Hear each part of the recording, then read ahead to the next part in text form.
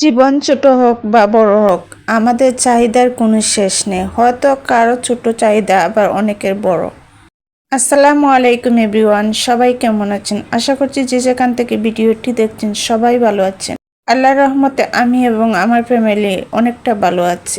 যাই হোক, সকালে উঠে নাস্তাটা করে আমি ডালটা ভিজিয়ে নিলাম। এদিকে আমার মেয়ে ফ্রাইড রাইসের জন্য রসুন এবং পেঁয়াজ কুচি করে নিচ্ছে। আর মেয়ে যেহেতু ফ্রাইড রাইস করে নিচ্ছে, ও নিজেই খেয়ে নেবে, তো এদিকে আমি সোফার কাভারগুলো লাগিয়ে নিচ্ছি। আসলে শখ করে কাভারটা নিয়ে এসেছি, এখন আমি লাগাতে পারছি না, কোনোভাবে চেষ্টা করে এটা লাগাতে পারছি না। আমার মনের ভিতর একটা ভয় কাজ করছে, জানি না এটা পারবো কিনা লাগাতে। যাই হোক, শেষ পর্যন্ত লাগিয়ে নিলাম। এই তো লাগিয়ে আমি এখন গোসল করে দুপুরের খাবারটা খেয়ে নিচ্ছি।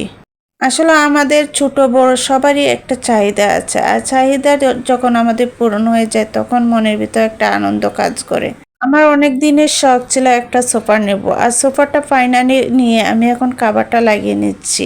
আর আমার বেশ ভালো লাগছে। বড় কিছু না থাকায় আমি ডাল আর মুরগের গিলাগুলা রান্না করেছিলাম। মেয়ে শুধু ডাল দিয়ে খেয়ে নিল এবং গিলাটা খেলো না, ওর পছন্দ না।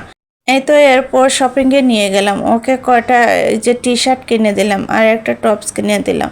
আসলে গিয়েছিলাম আমার জন্য 2-3টা সুতি ড্রেস আনার জন্য, যেহেতু অনেক গরম। আর এবার কোরবানি যেহেতু গরমে পড়েছে, অনেক কাপড়গুলো আমি পরতে পারবো না, গ্রামে তো এখন অনেক গরম। যে কাপড়গুলো আমি গুছিয়ে রেখে এখন চলে আসলাম মেয়ের জন্য এই যে পেঁয়াজিগুলো বানাতে। আমার মেয়ে বললাম না, সব সময় আমার রান্নাগুলাই খুব পছন্দ করে, ও দোকানের জিনিসগুলো একদম পছন্দ করে না। যাই এক মেয়েকে দিয়ে এবার আমি আমার নিজের জন্য নিয়ে আসলাম। এই তো আমি নিজেও খেয়ে নেব, আমার বোনজির জন্য রেখে দেব।